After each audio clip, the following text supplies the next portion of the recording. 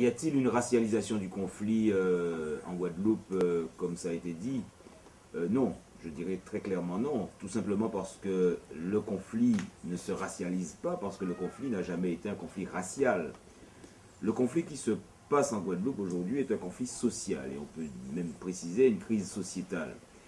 Mais nous sommes en Guadeloupe, nous sommes aux Antilles, nous sommes dans des sociétés qui sont issues de la société de plantation, des sociétés coloniales de plantation, des sociétés esclavagistes, et tout conflit social aux Antilles, en Guadeloupe en particulier, a une couleur.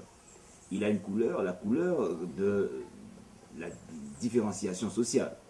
C'est-à-dire que la société a été construite sur un modèle qui est un modèle hiérarchique où les esclavagistes étaient blancs, les esclaves étaient noirs, d'origine africaine. Ensuite sont venus les Indiens à la deuxième moitié du 19e siècle et nous avons eu la continuité du même modèle social.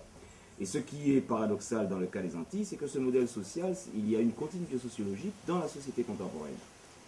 Non seulement une continuité sociologique dans la société contemporaine, mais encore une reproduction du modèle socio-ethnique, laissant entendre qu'il serait tout à fait normal que ce soit les blancs qui soient en haut et puis le reste, la majorité de couleurs, à des échelons subalternes. C'est des échelons subalternes de l'économie, des échelons subalternes de la société.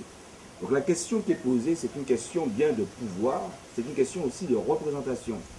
Lorsque par exemple, Elie Domota, le leader du LKP, qui est directeur adjoint de la NPE, pose comme problème dans une réunion tout à fait officielle avec le préfet, la préfecture, avec également les patrons, et dit que à Jarry, la zone industrielle, les recrutements des cadres, de l'encadrement de la plupart des entreprises, et surtout les entreprises liées à la grande distribution, c'est un encadrement blanc et un encadrement venu de l'extérieur, soit familial ou soit venu de l'extérieur, et que personne ne le conteste.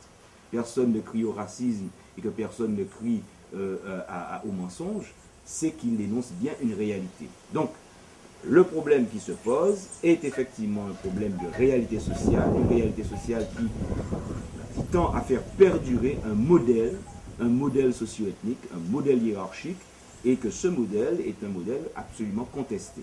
Alors, je voudrais ajouter tout de même qu'on a souvent parlé des béquets, et à la différence de la Martinique, il n'y a pas en Guadeloupe une caste béquet comme il existe en Martinique. Et on appelle d'ailleurs les descendants des blancs créoles, des blancs pays, donc ce qui est déjà un autre type de rapport. Par contre, il est vrai que la caste béquet martiniquaise possède en Guadeloupe effectivement des larges parts dans le domaine de l'import-export, et donc par conséquent, lorsqu'en Guadeloupe on parle des béquets, c'est en quelque sorte l'exportation en Guadeloupe d'une partie du modèle martiniquais. Mais le peuple guadeloupéen dans son ensemble, qui est un peuple, je le rappelle, multiracial, ne peut pas poser une question sur une base ethnique, sur une base raciale. Il pose un problème social, de pouvoir économique, de pouvoir politique et de représentation.